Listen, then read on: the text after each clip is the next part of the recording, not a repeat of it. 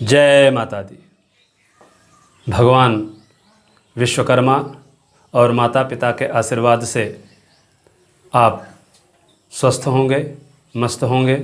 इसी कल्याणमयी कामना के साथ सर्वोदय ज्ञान एकेडमी से मैं अजय शुक्ला आप सभी लोगों का स्वागत करता हूं।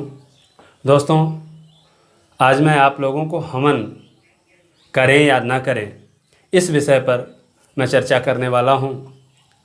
तो अगर आप हमारे इस चैनल पर नए हैं तो आप कृपया हमारे इस चैनल को सब्सक्राइब करें, लाइक और शेयर करना भी आप ना भूलें। दोस्तों, कल हमने एक वीडियो अपलोड किया था विश्वकर्मा पूजा के संबंध में, और उसमें किसी मित्र ने कमेंट में पूछा हवन के विषय में। तो मैं इतना ये कहना चाहता हूँ, ये एक शास्त्रीय प्रमाण मैं आपको बता रहा हूँ कि जब कोई पूजा होती है तो अगर हमने वहाँ पर नवग्रह को यानी सभी नवग्रह को हमने आवाहित किया है, ठीक है, और हमने उनकी प्राण प्रतिष्ठा की, हमने उनको प्रतिष्ठित किया है। मनोर्ज्योतिर्जुक्तामाज्यस्य बृहस्पति यज्ञमिमं तनोतरिष्टं यज्ञं सम्मं दधात विश्वे देवासि हमादियन्त्यमं प्रतिष्ठा, इस मंत्र से हमने उनको उनकी प्रतिष्ठा की है। तब वहाँ पर हवन जो है अनिवार्य हो जाता है। लेकिन अगर हमने नवग्रह को आवाहित नहीं किया है, उनकी प्रतिष्ठा नहीं की है, तो वहाँ पर हवन अनिवार्य नहीं होता है।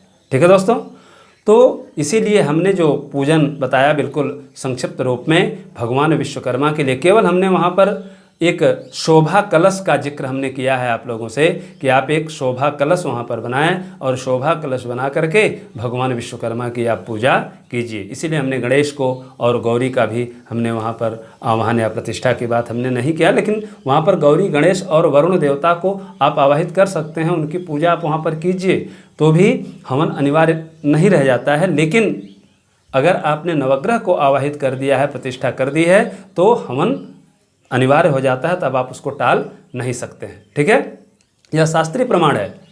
और दूसरी चीज़ मैं आपको बता दूं कि यदि आप हवन करना भी चाहते हैं तो आप हवन कर सकते हैं, क्योंकि जो हवन होता है वह पूजा में अगर कहीं तो कोई त्रुटि रह जाती है, कहीं कोई गलती हो जाती है, भूल हो जाती है, तो उस भूल को जो है दूर कर देता है क्या?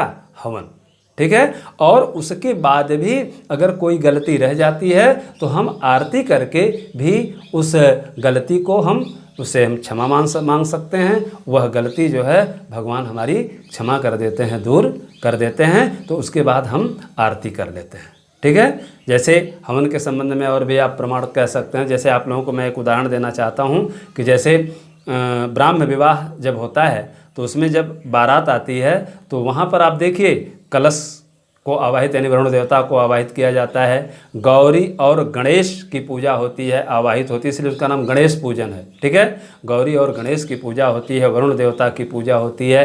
ठीक है, लेकिन वहाँ पर नवग्रह को आवाहित नहीं किया जाता है, वहाँ पर हवन नहीं किया जाता है। ठीक है, इसी नाते अगर हम वहाँ पर भी हवन नवग्रह को हम आवाहित कर देते तो निश्चित रूप से हमें वहाँ पर भी हवन करना पड़ता। ठीक है, तो इसी नाते अगर आप हवन करना चाहें तो आप कर सकते हैं।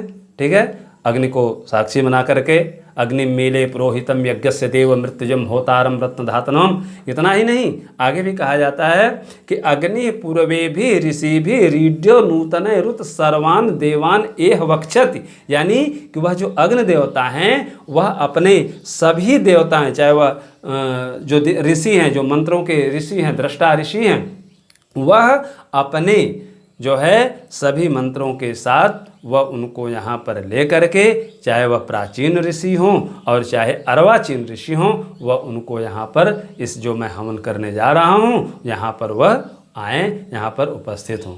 तो मित्रों, अगर आप हवन करना चाहें तो आप हवन कर सकते हैं। ठीक है, उसमें किसी भी प्रकार की कोई दिक्कत या परेशानी नहीं है। अगर नहीं भी करना चाहते हैं तो भी आप भगवान से क्षमा प्रार्थना कर सकते हैं। ठीक है, तो मैं समझता हूँ कि आप हमारी इस बात से आप संतुष्ट हो गए होंगे। ठीक है, तो मैं अब अगले वीडियो में अगर कोई दिक्कत है तो आप मुझे कमेंट में ज़रूर बताएं, और मैं अपनी वाणी को यहीं पर फिर विराम देता हूँ। जय माता दी।